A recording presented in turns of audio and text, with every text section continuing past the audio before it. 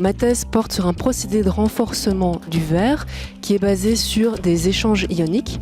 L'objectif, c'est de rendre des verres minces beaucoup plus résistants, et une des applications, c'est les smartphones et tout ce qui est écran, par exemple écran de télé ou aussi verre de train. C'est très important pour un chercheur de communiquer pour que ces résultats servent à quelque chose à l'avenir. C'est très bien, les sciences fondamentales, c'est très bien d'apprendre beaucoup, de tirer des informations de ces recherches, mais il faut également les communiquer pour qu'on puisse tirer des applications, qu'il y ait des nouveaux produits, des nouveaux types, dans mon cas des nouveaux types de verres qui soient mis sur le marché. Comme moi, certains d'entre vous ont peut-être déjà laissé tomber leur smartphone et en le récupérant, ils réalisent que l'écran est cassé. L'objectif de ma thèse, c'est de rendre vos verres de smartphone incassables, ou presque. Mais avant de comprendre comment on peut rendre un verre incassable, il faut d'abord comprendre ce qu'est un verre et de quoi il est composé. Alors, si je vous posais la question de savoir de quoi est composé un verre, je suis sûre que la plupart d'entre vous me répondraient de sable. Et vous auriez partiellement raison. Car en effet, le verre est composé principalement de sable, mais on vient également y ajouter des fondants, c'est-à-dire des éléments qui viennent diminuer la température de fusion du mélange. L'oxyde de sodium est un exemple de fondant. C'est la composition particulière du verre qui est à l'origine de sa structure, qui est une structure amorphe, c'est-à-dire désordonnée. Pour comprendre, projetons-nous dans l'espace des atomes, et imaginons que les atomes sont représentés par des billes. Dans le cas du verre, on aurait donc principalement un amoncellement de billes de silicium et d'oxygène, et ces billes seraient désordonnées.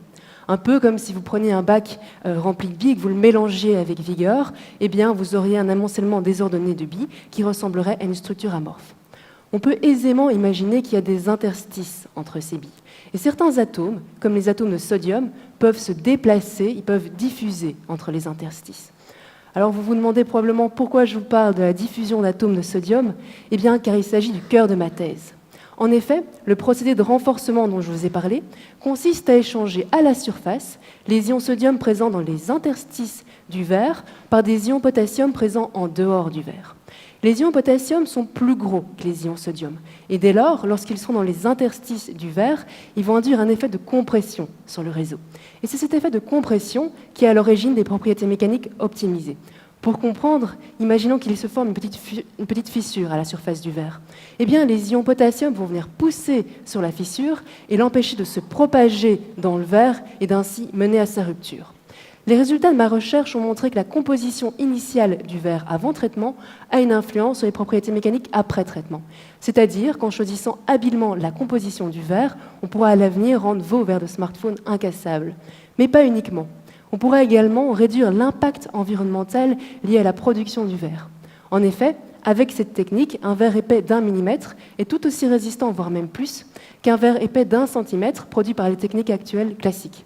On imagine bien que la quantité de matière nécessaire pour produire un verre d'1 millimètre est moindre, et dès lors, on peut réduire l'impact environnemental.